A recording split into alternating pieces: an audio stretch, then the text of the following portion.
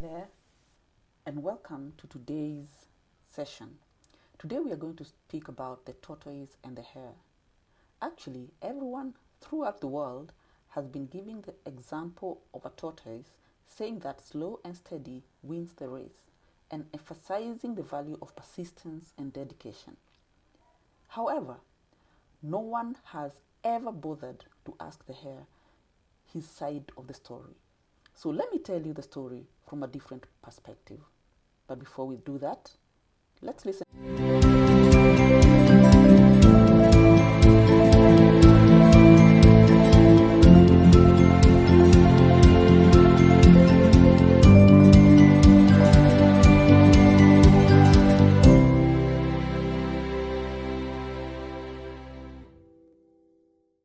to this. Hi, and welcome back. As I said, we are speaking about the hare and the tortoise. You've heard the story before, but perhaps you've never had this point of view. I recently met the hare and sat down with him for a heart-to-heart talk. This is what he said after we spent the better part of a sunny and windy afternoon getting to know each other. It was a wonderful experience, believe me. Yes, I'm the hare who lost, he said. No, I did not get lazy or complacent. Let me explain. I was hopping over the meadows near the hills and looked back to realize that the tortoise was nowhere to be seen. Assured of my healthy lead, I decided to take a sharp nap under a large banyan tree near the pond. The anticipation of the race had kept me up all night. For days, that old silly tortoise had boasted about his ability to plod for hundreds of miles without stopping. Life is a marathon, he said, not a sprint. I wanted to show him that I would run both far and fast. The shade of the tree was like an umbrella. I found an almost oval rock, covered it with grass, and turned it into a makeshift pillow. I could hear the leaves rustling and the bees buzzing. It felt they were collaborating and even conspiring to put me to sleep. And it didn't take them long to succeed. I saw myself drifting on a log in a beautiful stream of water. As I came near the shore, I found an old man with a flowing beard sitting on a rock in a meditative pose. He opened his eyes, gave me an all-knowing smile and asked, "Who are you?" "I'm the hare," I replied. "I'm running a race." "Why?" "To prove to all the creatures in the jungle that I'm the fastest animal in this jungle." "Why do you want to prove that you're the fastest?" the man asked.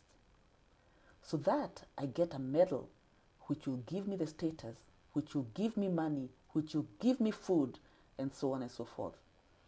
"There's already so much food around," the old man said. He pointed to the forest in the distance. "Look at all those trees laden with fruits and nuts, all those leafy branches." "I also wanted respect. I want to be remembered as the fastest hare that lived," I responded. "Do you know the name of the fastest deer, or the largest elephant, or the strongest lion who lived 1,000 years before you?" he asked. I shook my head and said, "No." "Today, then, you have been challenged by the tortoise. Tomorrow, it will be a snake. Then, a zebra. Will you keep racing all your life to prove that you are the fastest?" Actually, I didn't think about it. I don't want to race my whole life. "What do you want to do then?"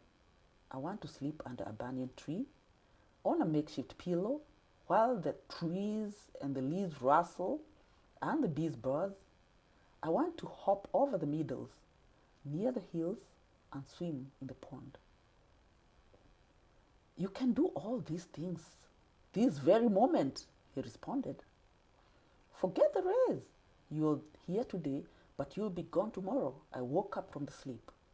The ducks in the pond looked happy. I jumped in the pond, startling them all for a moment. They looked at me quizzically. Weren't you supposed to be racing with the tortoise today?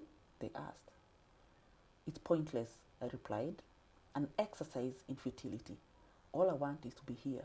Hopefully, someday, someone will tell the world my story, that I lost the race but got my life back. For you listening to this story today, I want you to make a point on this last point, that the hare said, I lost the race but got my life back. What does this story tell us? What do you learn from this story? There are a few points to remember. That you need to live life to the fullest, today, tomorrow, and always. Life is not in the future. You're living your life today. Do not be in competition with anyone. Compete with your yesterday. Compete with yourself, the person you were yesterday. Strive to do better. Strive to build a better you without comparing yourself to anyone. You're here today, you're here tomorrow, you're here always. And you need to always ensure you keep putting one foot forward every day, improving yourself, improving your skills, improving your personality, just making an improvement of yourself. And as like the hare said, that I have decided to stop racing and competing. I feel I should live my life according to my standards and not to those of the world.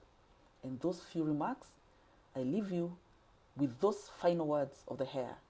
And I would want to request you to revisit yourself and the goals you have set in life, and who are you competing with. Live your own life. Stop racing and competing. It's all about appreciating today, tomorrow, and in the future, and enjoying yourself.